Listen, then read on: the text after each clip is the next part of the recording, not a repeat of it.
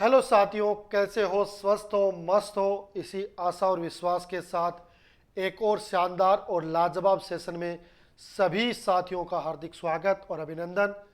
Session में बात करेंगे PGT, commerce, accountant, UGC net, लेखा सहायक, नवोदय विद्यालय, केंद्रीय विद्यालय, इसके अलावा दिल्ली अधीनस्थ चयन बोर्ड में कॉमर्स से रिलेटेड कोई भी होने वाली एग्जाम से रिलेटेड उन टॉपिक पर जो उन एग्जाम के लिए बहुत ही महत्वपूर्ण साबित होता है। तो आज के इस सेशन में अपन बात करेंगे अंतिम खातों में जो लास्ट होता है आपका बैलेंस शीट चिट्ठा। अभी तक अपन ने बात कर ली थी कि सहायक भैयों से पहले अपन ने जो पुस्तकांकन वगैरह है, लेखांकन वगैरह है ना, उनकी कैसे जर्नल एंट्रीज होती है, फिर कैसे अपन सहायक भैया तैयार करते हैं, कैसे अपन खतौनी करते हैं, उसके बाद कैसे अपन तलपट है जो ट्रायल बैलेंस है वो तैयार करते हैं, साथ में रेक्टिफिकेशन ऑफ एरर्स, अशुद्धियों का सुधार किस तरीके से किया जाता है, और फिर आते हैं अपन फाइनल अकाउंट में। फाइनल अकाउंट में अपन ने बात कर ली कि भाई फाइनल अकाउंट है वो आपका तीन तरीके से माना जाता है, ट्रेडिंग अकाउंट, P&L अकाउंट और बैलेंस शीट। लेकिन अगर निर्माणी संस्था है तो वो एक अतिरिक्त अकाउंट है तैयार करती है जिसको अपन मैन्युफैक्चरिंग अकाउंट कहते हैं। इन टॉपिक पर अपनी बात होते हुए थे अपन ने ट्रेडिंग अकाउंट, मैन्युफैक्चरिंग अकाउंट और लाभ हानि खाते से संबंधित जो जो ऐसे पॉइंट्स जो आपके एग्जाम की दृष्टि से महत्वपूर्ण है उस पर अपन चर्चा कर चुके। आज के सेशन को आगे बढ़ाएंगे कि किस तरीके से जो चिट्ठा होता है, जो बैलेंस शीट होती है, उसकी क्या भूमिका होती है, क्यों उसका निर्माण करना आवश्यक है, क्या उसका कोई फायदा होता है, क्या उसका कोई बेनिफिट ऐसा है जिसको तैयार करने से कंपनी को किसी चीज़ का अनुमान लगाने का फायदा मिलता। तो उन तमाम टॉपिक पर आज के सेशन में चर्चा करेंगे। छोटा सेशन होगा, फटाफट सेशन होगा, है ना, नहीं कोई अनावश्यक बातचीत होगी, सिर्फ और सिर्फ काम की बात वो करेंगे क्योंकि आपके एग्जाम में समय है वो 6 महीने का बचा। वैसे तो 6 महीने पढ़ने वालों के लिए पर्याप्त होते हैं, वो आराम से पढ़ सकते हैं, है ना। तो आज के सेशन को स्टार्ट करने से पहले मैं एक बार फिर आपसे वही निवेदन कर दूं कि अगर आप इस परिवार के सदस्य बनना चाहते हैं तो इस परिवार के सदस्य के रूप में आप अपनी हाजिरी दें और अपने इस चैनल को सब्सक्राइब कर लें। साथ में देखो, वीडियो पसंद आता है, क्लास आपको बढ़िया लगती है तो उसको लाइक कर दें, और साथ में देखो साथियों, शेयर करने का कुछ भी चार्ज नहीं होता है, आप इस वीडियो को शेयर भी कर सकते हैं। शेयर करोगे तो और लोग हैं उनको भी इस चीज़ का बेनिफिट है मिलेगा, ठीक है। तो देखो आज के सेशन को अपन स्टार्ट करेंगे। देखो सबसे पहले अपन बात करेंगे जो आपका चिट्ठा है या जो अपन कहते हैं बैलेंस शीट, है ना। बैलेंस शीट स्थिति विवरण कह दो, चिट्ठा कह दो, बैलेंस शीट कह दो, है ना, स्टेटमेंट ऑफ अफेयर्स कह दो, पोजीशन स्टेटमेंट कह दो या बैलेंस शीट कह दो, है ना। इनके अलग अलग नाम है। परीक्षा में बहुत बार कंफ्यूज किया जाता है कि आपको दूसरा नाम देखे कि पोजीशन स्टेटमेंट में ये मत कहाँ दिखाई जाएगी, है ना। तो पोजीशन स्टेटमेंट यानी स्थिति विवरणी होता है, स्टेटमेंट ऑफ अफेयर्स भी आपका स्थिति विवरणी होता है, और बैलेंस शीट आपका चिट्ठा होता है जिसको अपन चिट्ठा कहते हैं, है ना। तो देखो ये होता है आपकी बैलेंस शीट और चिट्ठा। अब इसमें क्या होता है कि लेखा अवधि की समाप्ति, लेखा अवधि की समाप्ति पर आर्थिक स्थिति की जानकारी हेतु स्थिति विवरण है वो तैयार किया जाता है या चिट्ठा तैयार किया जाता है ना। ये चीज मैंने आपको पहले भी बताई थी कि एक कंपनी लाभ और हानि की जानकारी के लिए लाभ हानि खाता तैयार करती है, लेकिन आर्थिक स्थिति की जानकारी के लिए, है ना, उस कंपनी की आर्थिक स्थिति कैसी है उसकी जानकारी के लिए वो बैलेंस शीट का निर्माण है वो करती है, क्योंकि आर्थिक स्थिति के आधार पर ही हम अपन उस कंपनी की, उस संस्था की वस्तु स्थिति का पता लगा सकते हैं कि भाई वर्तमान कंडीशन में उस कंपनी की सिचुएशन क्या है। ठीक है साथियों, हो गई बात। ये बात करने के बाद आगे बढ़ेंगे। आगे देखो उद्देश्य, है ना, अपन बात करेंगे ऑब्जेक्टिव। किसकी बात करेंगे? ऑब्जेक्टिव। ऑब्जेक्टिव यानी उद्देश्य, उसके क्या उद्देश्य हैं। देखो पहला उद्देश्य कि लेखा अवधि की समाप्ति या मध्य में आर्थिक स्थिति की सही जानकारी, मतलब पॉइंट वही घूम के आ गया कि आर्थिक स्थिति की अगर सही जानकारी आप जानना चाहते हो, एक्यूरेट आपके पास डाटा उपलब्ध होंगे कब, जब आप बैलेंस शीट तैयार करोगे। तो इसलिए लेखा अवधि की समाप्ति और मध्य में आर्थिक स्थिति की सही जानकारी के लिए अपने को क्या करना होता है, बैलेंस शीट है वो तैयार करनी होती है। तो इसलिए अपन क्या करते हैं, बैलेंस शीट तैयार करते हैं, और इसका एक महत्वपूर्ण उद्देश्य भी हो जाता है और इस काम है उसमें आसानी भी हो जाती है। ठीक है। दूसरा पॉइंट, व्यापार की समस्त संपत्तियों की प्रकृति और लागत का निर्धारण चिट्ठे से ही प्राप्त होता है। अपने व्यापार में जितनी भी संपत्तियां, एसेट्स है, चाहे वो आपका प्लांट हो, मशीन हो, फर्नीचर हो, बिल्डिंग हो, कैश, डेटर, बिल रिसीवेबल, है ना, ये सारे उनकी प्रकृति, उनका नेचर, है ना, उनका नेचर और उनकी कॉस्ट, इसका निर्धारण अपन कहां से प्राप्त करते हैं, बैलेंस शीट पे ही प्राप्त करते हैं। क्योंकि आपको पता है कि आपकी ऐतिहासिक लागत की अवधारणा में यह बताया गया है कि कोई भी संपत्ति होती है उसके मूल्य में से हमें प्रत्येक वर्ष मूल्य ह्रास वो लेस करना होता है। तो वहां पर अपने को पास एक्चुअल स्थिति का अपन पता लगा सकते हैं। जिसने अंतिम स्टॉक, देनदार, कृत्रिम संपत्तियां एवं स्थायी संपत्तियों और विनियोग शामिल है ना।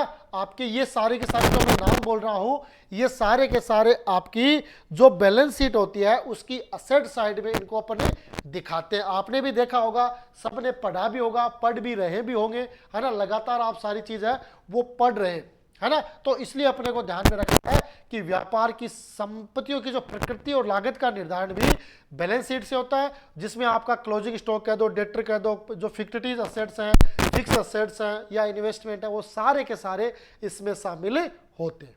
ठीक है, बढ़े आगे।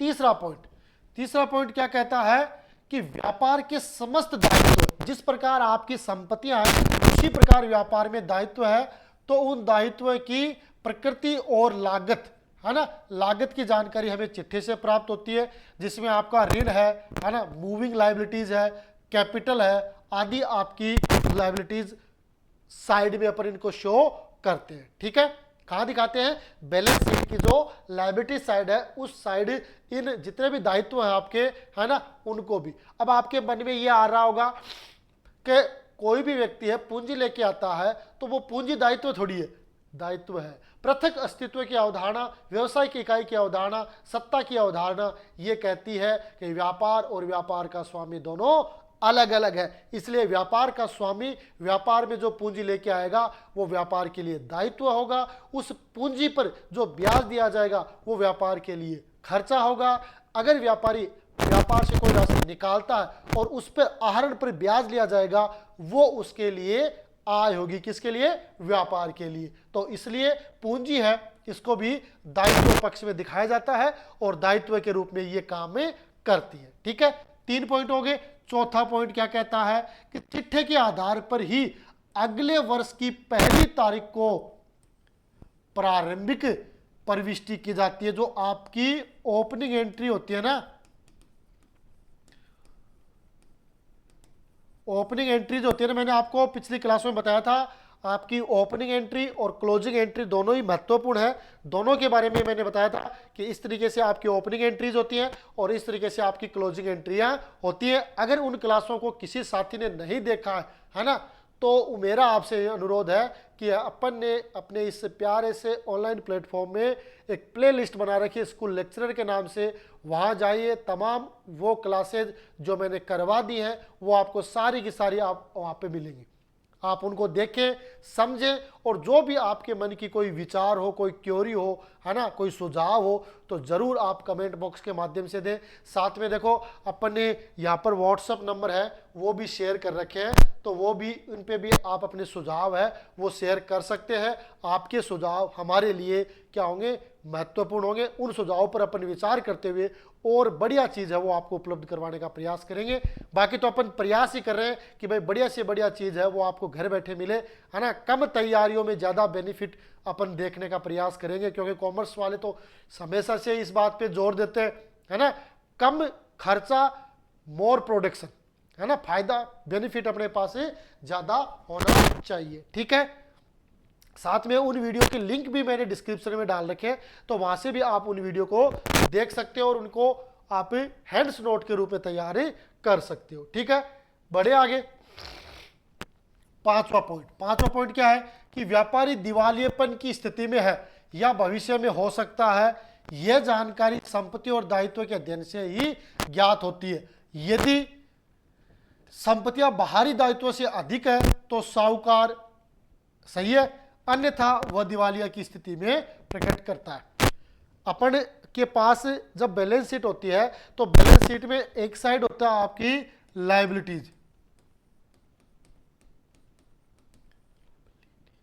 लायबिलिटीज और एक साइड होती है आपकी असेट्स, है ना। तो इन असेट्स से और इन लायबिलिटीज से अपन क्या कर सकते हैं, मूल्यांकन कर सकते हैं कि कहीं ऐसा तो नहीं है कि उसके दायित्व तो ज्यादा है और संपत्तियां कम है, तो ऐसी कंडीशन होगी तो वो दिवाली की स्थिति में होगा, है ना। या बहुत ही लमसम चल रहा है कि भविष्य में दिवालिया हो सकता है, तो इसकी जानकारी भी अपन को कहां से मिलती है, बैलेंस शीट से मिलती है। क्या है, संपत्तियां है वो बाहरी दायित्व से अधिक है ना, तो अपन सेफ जोन में है क्योंकि वो साहूकार है। लेकिन अगर संपत्तियां कम है और बाहरी दायित्व ज्यादा, आउटसाइड लायबिलिटी ज्यादा है, तो ऐसी स्थिति में वो कंपनी या वो संस्था दिवालिया की कंडीशन में आ सकती है या हो सकती है। तो ये अपने को ध्यान में रखना है। तो इसकी जानकारी भी अपने को कहां से मिलती है, बैलेंस शीट से ही मिलती है। छठा पॉइंट क्या है कि अंतिम तिथि से पूर्व किसी अज्ञात मद की गणना हेतु स्थिति विवरण में सहायक, है ना। अंतिम तिथि से पूर्व किसी अज्ञात मद, है ना। अज्ञात का मतलब जो आपको ज्ञात नहीं है, जो पता नहीं है, उस मद की गणना हेतु स्थिति विवरण सहायक होता है। अंतिम तिथि से पूर्व यानी अंतिम तिथि कब होती है, जब अपन फाइनल अकाउंट है वो तैयार करते हैं। और फाइनल अकाउंट है वो कब तैयार करते हैं, अपन प्रत्येक वित्तीय वर्ष की समाप्ति पर। और अपना वित्तीय वर्ष है वो 1 अप्रैल से लेकर 31 मार्च तक चलता है। तो 31 मार्च को भी अपने को कुछ ऐसा पता चलता है तो वहां से अपन इसका अनुमान लगा सकते हैं और उनकी एंट्री कर सकते हैं। ठीक है, तो ये हो गए ऑब्जेक्टिव किसके, आपके बैलेंस शीट के। परीक्षा में, क्योंकि ये जरूरी नहीं है कि परीक्षा में प्रैक्टिकल क्वेश्चन आए, है ना। परीक्षा में थ्योरी है, नहीं, मिक्स रूप आता है ना। प्रैक्टिकल भी आता है, थ्योरी भी आता है। और अकाउंटेंसी तो वैसे ही एक टेक्निकल सब्जेक्ट है, इसको जितना ज़्यादा आप समझोगे उतना ज़्यादा ही समझ में आएगा, है ना। जितना आप इससे दूर भागोगे उतने ही ये आपके पीछे भागेगी। इससे अच्छा कि इसको अपन समझ लेते हैं और समझोगे तो फायदा रहेगा। लगभग 45 से 50 क्वेश्चन है वो इसमें पूछे जाने की संभावना रहती है, तो ये चीज़ अपने को ध्यान में रखनी है। ठीक है, हो गई बात, बढ़े आगे। अब देखते हैं विशेषताएं। इसकी विशेषताएं क्या हो सकती है। नंबर 1 कि अंतिम खातों में व्यापार और लाभ हानि खाता, अंतिम खातों में व्यापार और लाभ हानि खाता और चिट्ठा शामिल होता है। सही है, अंतिम खातों में आपका व्यापार खाता और लाभ हानि खाता और चिट्ठा शामिल तीनों होता है। चिट्ठा एक विवरण है जिसमें टू और बाई का प्रयोग है नहीं होता है, ध्यान रखना। चिट्ठा क्या है, एक विवरण है, पर्टिकुलर लिखते हैं ना। चिट्ठा एक विवरण जिसमें टू और बाई का प्रयोग नहीं होता है ना। और न ही इसमें डेबिट और क्रेडिट पक्ष होता है ना। न तो इसमें बैलेंस शीट में न तो टू का प्रयोग होता है, न बाई का प्रयोग होता है, और न ही इसमें डेबिट और क्रेडिट का प्रयोग किया जाता है। चिट्ठा खाता न होते हुए भी अंतिम खातों का भाग है। चिट्ठा न खाता नहीं है कि, ये ध्यान रखना, है ना। चिट्ठा खाता न होते हुए भी अंतिम खातों का पार्ट माना जाता है, अंतिम खातों का भाग माना जाता है। कौन, चिट्ठा। बैलेंस शीट को अंतिम खातों का भाग मानते हैं लेकिन ये खाता नहीं है, ये ध्यान रखना। क्या है, विवरण है। चिट्ठा एक विवरण है जो आपकी संपत्तियों और दायित्वों को एक विवरण के रूप में हमें बताता है कि वर्तमान में इस कंपनी के पास कितनी तो असेट्स है और कितनी लायबिलिटीज है। वो तमाम जानकारियां वो अपने को शेयर करता और बताता। तो ये ध्यान रखना, चिट्ठा एक विवरण है, खाता नहीं है। इस चीज को अपने दिमाग में फीड कर लो। इस दिमाग के जो लॉक है ना, उसमें लॉकिंग सिस्टम रखो। जो चीज सब पढ़ ली उसको लॉक कर लेना चाहिए, है ना। दूसरा पॉइंट क्या आता है, चिट्ठा में व्यक्तिगत और वास्तविक खातों के शेषों को लिखा जाता है। ये खाते बंद नहीं किए जाते हैं, इनके शेषों को ही चिट्ठे के संपत्ति और दायित्व पक्ष में लिखा जाता है। तो देखो, चिट्ठे में व्यक्तिगत और वास्तविक खाते लिखे जाते हैं। तो नाममात्र खाते, तो ये ध्यान रखना, नाममात्र खातों का शेष कभी नहीं निकाला जाता और न ही उन्हें चिट्ठे में लिखा जाता है। चिट्ठे में आपके व्यक्तिगत खाते होंगे, राम मोहन सोहन दिनेश सुरेश अभिषेक बैंक वगैरह, और आपके वास्तविक खाते होंगे, है ना, प्लांट मशीन फर्नीचर बिल्डिंग, ये आपके। तो ये हमेशा ध्यान रखना कि चिट्ठा एक विवरण है, खाता नहीं है। टू और बाई का प्रयोग नहीं होता है, डेबिट और क्रेडिट पक्ष का प्रयोग नहीं होता है, इसमें एसेट्स और लायबिलिटीज होती हैं, इसमें व्यक्तिगत और वास्तविक खाते हैं उनका शेष लिखा जाता है, और ये खाते हैं वो बंद नहीं किए जाते हैं। इनके शेष को ही चिट्ठे के संपत्ति और दायित्व पक्ष में लिखा जाता है। इनका जो शेष होता है उसी को अपन क्या करते हैं, चिट्ठे के संपत्ति और दायित्व पक्ष में उनको शो करते हैं। ठीक है, ओके मेरी बात, यहां तक मेरी बात समझ में आ गई होगी साथियों को। अगर फिर भी समझ में नहीं आती है तो देखो कमेंट जरूर करें, आप बताएं कि देखो ये चीज हमारी समझ में नहीं आ रही है, हम उसका जरूर समाधान करेंगे। ठीक है साथियों, तो ये होती है आपकी विशेषता से रिलेटेड। आगे देखते हैं, अगला पॉइंट क्या है, 3 नंबर, चिट्ठे के दोनों पक्षों का योग सदैव समान होता है, यानी असेट्स बराबर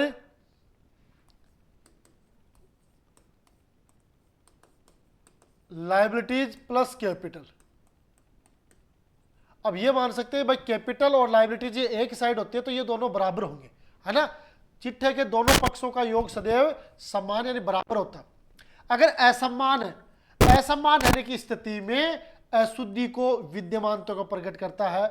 अगर बराबर नहीं है, दोनों समान नहीं है, तो वो अशुद्धि को क्या करती है, विद्यमान करती है कि भाई यहाँ पे अपने पास है कि जैसे मान लो असेट्स आपकी 10 लाख है, लायबिलिटी 2 लाख है, इसका मतलब कहीं ना कहीं अपने से त्रुटि रह गई है, कोई ऐसी मद अपन ने नहीं लिखी है, या तो लायबिलिटी साइड में लिखी नहीं है या असेट साइड में ज्यादा लिख दी है, कुछ न कुछ अपने पास टेक्निकल मिस्टेक हो चुकी है, उसका अपन को क्या करना पड़ेगा, समाधान करना पड़ेगा। तो चिट्ठे के दोनों पक्षों का योग हमेशा क्या होता है, बराबर होता है, समान होता है। ठीक है, चौथा पॉइंट, चिट्ठा एक निश्चित तिथि की स्थिति प्रकट करता है। चिट्ठा है एक निश्चित तिथि की स्थिति को प्रकट करता है, जबकि व्यापार एवं लाभ हानि खाता 1 वर्ष की अवधि का चित्रण करते हैं। चिट्ठा है वो एक निश्चित तिथि, है ना, निश्चित तिथि की जो स्थिति है, क्या उसकी सिचुएशन है उसको प्रकट करता है ना। तो बैलेंस शीट है वो एक निश्चित तिथि को स्थिति बताएगा, जबकि आपका ट्रेडिंग और P&L अकाउंट है वो 1 वर्ष का जो लाभ है वो बताते हैं। एक वित्तीय वर्ष का जो लाभ होते हैं वो कौन बताते हैं, आपके ट्रेडिंग एंड P&L अकाउंट। इसीलिए आपका जो चिट्ठा है वो आर्थिक स्थिति को प्रकट करता है। चिट्ठा क्या करेगा, आर्थिक स्थिति को प्रकट करेगा, आर्थिक स्थिति को शो करेगा, है ना। इसलिए अपने को ध्यान रखना है कि लाभ हानि खाता है वो लाभ को प्रकट करता है, और चिट्ठा है, बैलेंस शीट है, वो आर्थिक स्थिति को प्रकट करता है। ठीक है, यहां तक क्लियर होगी सारी बात, यहां तक क्लियर होगी ना। बढ़े आगे, आगे देखते हैं 5वां पॉइंट, चिट्ठा चालू व्यापार की अवधारणा के तहत आर्थिक स्थिति को दर्शाता है, गोइंग कंसर्न। यह ध्यान रखना, चालू व्यापार की अवधारणा का अर्थ क्या है कि भाई व्यापार है वो दीर्घ काल तक चलता रहेगा, क्योंकि आप सब जानते हैं कोई भी व्यक्ति अपना व्यापार प्रारंभ करता है तो वो कभी ये नहीं सोचता कि भाई मेरा व्यापार है वो 1 महीने 2 महीने 4 महीने बाद मैं बंद कर दूंगा। वो इस आस से स्टार्ट करता है कि मेरा व्यापार है वो दीर्घ काल तक चलता रहेगा, है ना, दीर्घ काल तक चलता रहेगा, है ना, ये ध्यान रखना, है ना। उसमें निश्चित नहीं होता कितने साल तक, दीर्घ काल तक चलता रहेगा। इसलिए जो चालू व्यापार की अवधारणा है, गोइंग कंसर्न, वो क्या कहती है कि भाई चिट्ठा है वो इसीलिए आर्थिक स्थिति को प्रकट करता है। ठीक है, 6 नंबर पॉइंट, व्यापार एवं लाभ हानि खाता 1 वर्ष के लाभ और हानि को प्रकट करता है। व्यापार और लाभ हानि खाता है वो 1 वर्ष के लाभ को प्रकट करता है, जबकि चिट्ठा आयु को निश्चित तिथि तक जानकारी को प्रकट करता है। साथ ही भविष्य हेतु निर्णय लेने में भी सहायक होता है, क्योंकि चिट्ठे में अपने पास जो आंकड़े आ गए उनके आधार पर अपन जो अपनी फर्म है वो भविष्य के निर्णय भी ले सकती है। अगर उसके पास पर्याप्त मात्रा में असेट्स है, इन्वेस्टमेंट है, तो वो अपने व्यापार को आगे बढ़ा सकती है। और जब अपने पास इस चीज़ का अनुमान ही नहीं रहेगा कि कितने अपने पास असेट्स है, कितनी लायबिलिटीज है, तो उस समय अपन निर्णय नहीं ले सकते, है ना। तो इसलिए अपने पास जो फाइनल अकाउंट होता है, जिसको अपन ट्रेडिंग अकाउंट, P&L अकाउंट और बैलेंस शीट के रूप में जानते हैं, उनका निर्माण करना इसलिए जरूरी होता है ताकि अपन भविष्य में उनके आधार पर निर्णय ले सके, सही सही आयकर की गणना हो सके, अनावश्यक खर्चे होते हैं उन पर कंट्रोल किया जा सके, है ना, आर्थिक स्थिति का निर्धारण किया जा सके, लाभ हानि का निर्धारण किया जा सके। उन तमाम जो छोटी छोटी जानकारियां हैं वो अपने को इन खातों से मिलती रहती है ना। तो ये खाते आपको माने जाते हैं और इनके आधार पर ही एक फर्म है वो आगे का सफर है वो तय करती है। ठीक है, यहां तक हो गई बात। अब बताओ, अपनी यहां तक बात होने के बाद किसी कोई साथी को ऐसा कोई डाउट हो कि भाई ये चीज अपने को समझ में नहीं आई है, तो दोबारा एक्सप्लेन किया जाए, है ना। मेरा प्रयास यही रहेगा कि भाई आपको घर बैठे एक बढ़िया मटेरियल है वो उपलब्ध करवाया जाए अकाउंटेंसी में, इसके अलावा और जो सब्जेक्ट है उनमें, ताकि आप अच्छे तरीके से तैयारी करें और आप अपना सिलेक्शन है वो भी निश्चित करें। ये था आज का एक छोटा सा और शानदार सेशन। अगर आपको पसंद आता है तो वीडियो को लाइक कर दें, चैनल को सब्सक्राइब कर लें और साथ में वीडियो को अपने साथियों के साथ भी शेयर कर दें, क्योंकि ये फ्री ऑफ कॉस्ट होता है, इसमें किसी प्रकार का कोई चार्ज नहीं होता। लगातार हम आपको जो भी इंफॉर्मेटिव जो सूचनाएं होंगी, हमें लगेगा कि ये आपके लिए उपयोगी है, वो जरूर हम आपको शेयर करते रहेंगे। और आपका जो धर्म है, कर्तव्य, वो यही है कि आप तैयारियों में जुटे रहें, 2025 में आप एक बढ़िया जॉब लगे। इसी आशा और विश्वास के साथ आज के सेशन में इतना ही। मिलेंगे अगले सेशन में, तब तक के लिए जय हिंद, जय भारत।